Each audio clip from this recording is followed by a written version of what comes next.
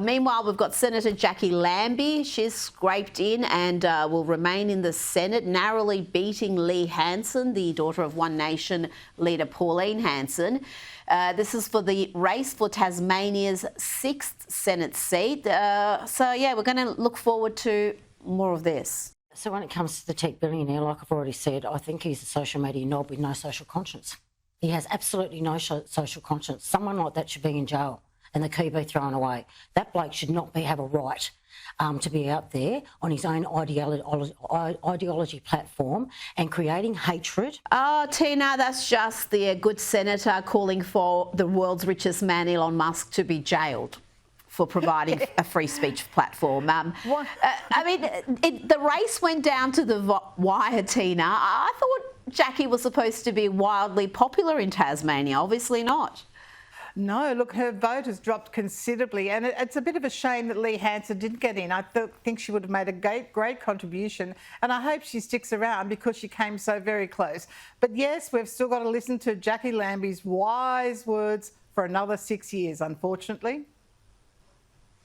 Well, I tell you, she provides a lot of content for this program. Some of her diatribes are legendary. Now let's go to Victoria, and the Treasurer here, Jocelyn Symes, has been labelled tone deaf after she asked a room full of the state's biggest residential, industrial and commercial property developers what their favourite property tax is. She posed the question at the Post-Budget Property Council of Australia breakfast on Tuesday, asking that room, what is your favourite tax, Prue? I'm lost for words. I mean, really? This is in a state where property taxes are absolutely crippling so many, not just those within the industry, but just mum and dad investors who are being forced to sell up. And she's asking people, well, what's your favourite one?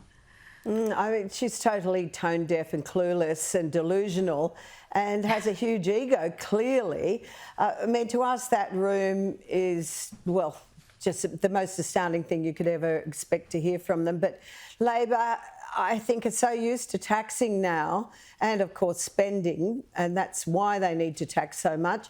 They don't have any idea that, they're killing this industry, not just the property industry, but the whole energy industry, which impacts on every other, business in the state. So it's just another example of an incompetent government and incompetent ministers. I hope someone responded that there's just so many to pick from. Well, that's true in this state. It really is shocking, Teena, because it is having such a dramatic effect on every level. We've had, I think, 1 in 4 mum and dad investors selling their investment property in the last few years because they can't cope with the land tax, let alone all the other impositions. So for her to be wondering what the favourite one is rather amusing, if not tragic. Let's stay in Victoria, and Santos CEO Kevin Gallagher has compared the state to North Korea and warned that the Victoria's approach to energy policy is indicative of why major projects are going offshore. He was speaking at an oil conference in Brisbane, and Gallagher said, if I think about Queensland, South Australia, Western Australia, these are very supportive, very development-friendly jurisdictions. Victoria, North Korea, their states different altogether. Wow. Prue, that is an indictment, but you can understand why there is mounting frustration within the resources sector over the Allen government's hard left stance on fossil fuels. Well, it's a reality that business, like particularly Santos, has been waiting, not just in Victoria, but the Narrabri project has been waiting several years in New South Wales. She's banned new gas in businesses and residences from 2014, I think it was. And so why is anybody really surprised that this is happening and that business is withdrawing? It's great that business is finally coming out and caning these governments and calling them to account. Can I just say, Prue, I've spent a little bit of time with Kevin Gallagher. He is a remarkable man, incredibly brave. He doesn't suffer any of this woke nonsense. He comes out and says it like it is. It's a remarkable man for the industry, and I'm pleased he's yet again has spoken out.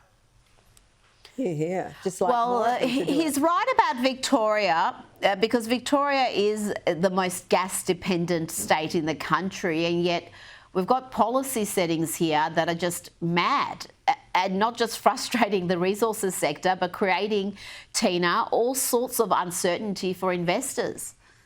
Yeah, look, I'll be very surprised if she is still around next election.